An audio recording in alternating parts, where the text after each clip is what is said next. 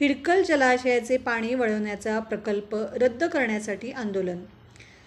बेळगाव जिल्ह्यातील नागरिकांसाठी जीवनदायिनी असलेला हिडकल जलाशयातील पाणी हुबळी धारवाड औद्योगिक वसाहतीला वळवण्याचा सरकारचा प्रस्ताव तात्काळ रद्द करण्यात यावा, अशी मागणी जिल्ह्यातील विविध संघटनांनी मोर्चा काढून या निर्णयाच्या विरोधात जिल्हाधिकारी आणि प्रांताधिकाऱ्यांना निवेदन देऊन हा निर्णय त्वरित मागे घेण्याची मागणी करण्यात आली आहे।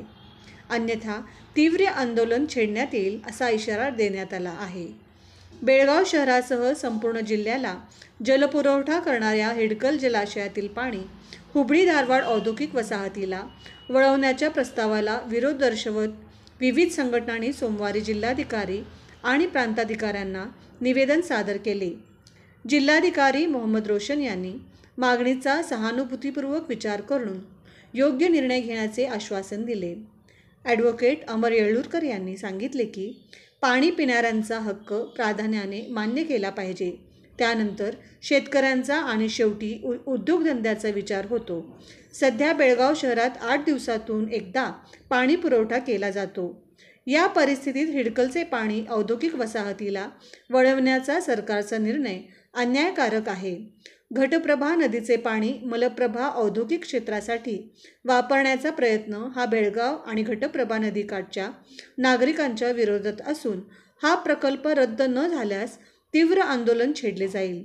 तसेच जर हा अन्याय थांबवला नाही तर बेळगाव बंद पुकारले जाईल आणि त्यासाठी संपूर्ण जबाबदारी प्रशासनावर राहील, असा इशाराही त्यांनी दिला। सामाजिक कार्यकर्ते सुजित मुळगुंद यांनी सांगितले की हिडकल जलाशयातील पाणी चिक्कोडी, हुक्केरी, रायबाग, मुधोळ, महालिंगपूर, संकेश्वर आणि बागलकोटपर्यंत पुरवले जाते।